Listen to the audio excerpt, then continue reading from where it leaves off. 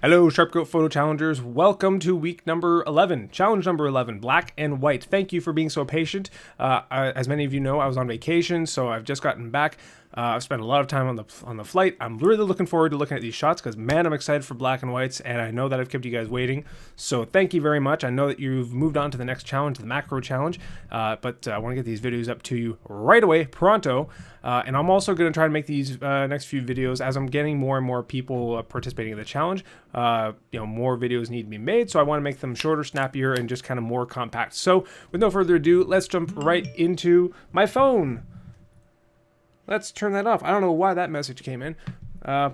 Anyways, sorry. So let's jump right into, oh God, who is this here? I think this is Vanessa. Let's see here for a second. I may edit this part out.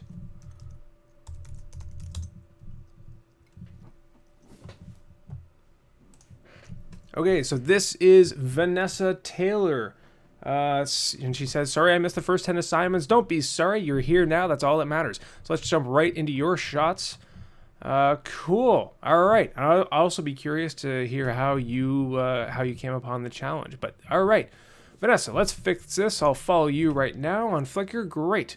The Niagara of the North. Look at this. Look at this. I love this. F16, but 1 second shutter speed. Beautiful. Water is immediately made heavenly when you slow the shutter speed down. I love it.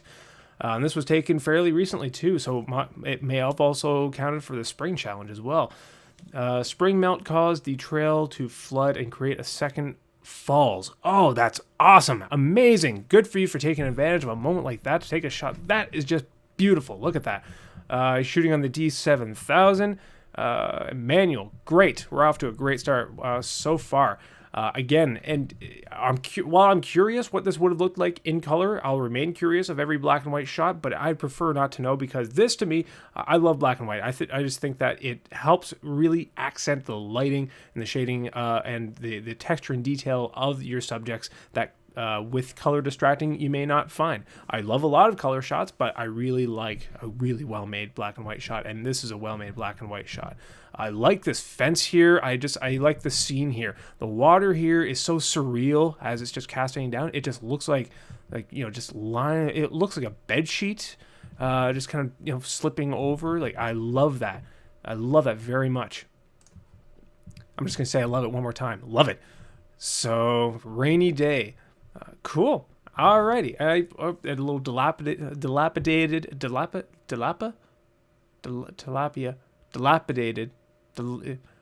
torn down barn.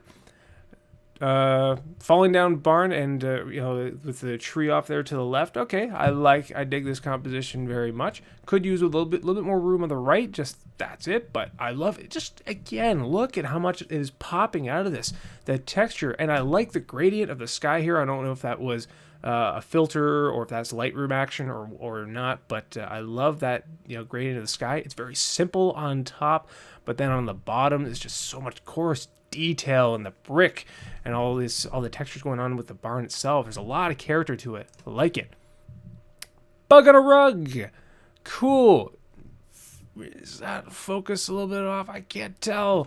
But this also counts as a macro shot, so maybe this will be in the next challenge as well. Who knows? Bug on a rug. Okay, this one, I'm not sure if it needed to be black and white. There's not enough real contrast here, but I do like the close up of the fly. I like this texture off to the left here. Yeah, macro shots tend to, for me anyways, this is just my personal opinion, take it for what you want, but macro shots tend to not convert very well to black and white for me. I don't know, some of them do, some don't, but this one for me, it doesn't necessarily need the black and white treatment. I'm curious what it would have looked like in color. But still, it is fascinating. Macro shots really do fascinate me. Color! Against the rules. No, you're under arrest. That's not allowed. Okay, I'll allow it. My attempt at selective color. Okay. Technically, this is a future challenge that we're going to be doing once people get a little bit more comfortable with Lightroom and Photoshop and whatnot, but I'll let it slide. So, just for you, Vanessa. So, this one here, Okay, and if this were a black and white, it would be a solid one too. I love the droplets of water on the leaves here. This is 6.3 at 105 mil. Okay, wow. Actually, what was that last one taken? Was that a macro lens or yeah? Show all. I'm just curious right now. I'm getting distracted here. Never mind. I don't need to know that.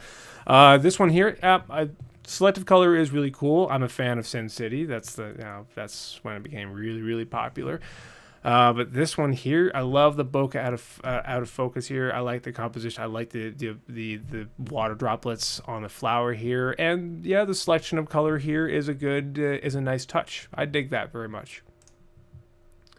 Jilly, playing around inside the house with my wide angle lens. Taking a drink of water.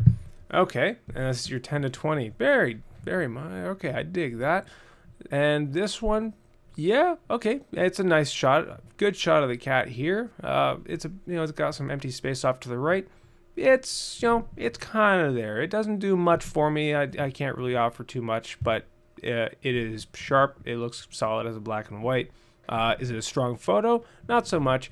You've got some of your other strong ones here. I forgot my last one with Melissa. I forgot to pick my favorite ones. I usually pick a favorite at the end. I'm definitely going to go with the Indian Falls here. That's a great moment that you captured there.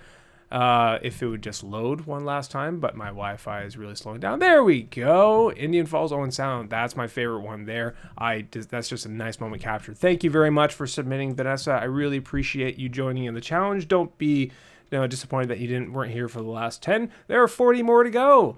So if you want to join, into the challenge or get more people involved, head on over to sharpgoat.com/blog. More details on the challenge go up there each week. The critiques, the challenges, and tips on how to do the challenges each week. So thank you very much for submitting, and we'll see you next week.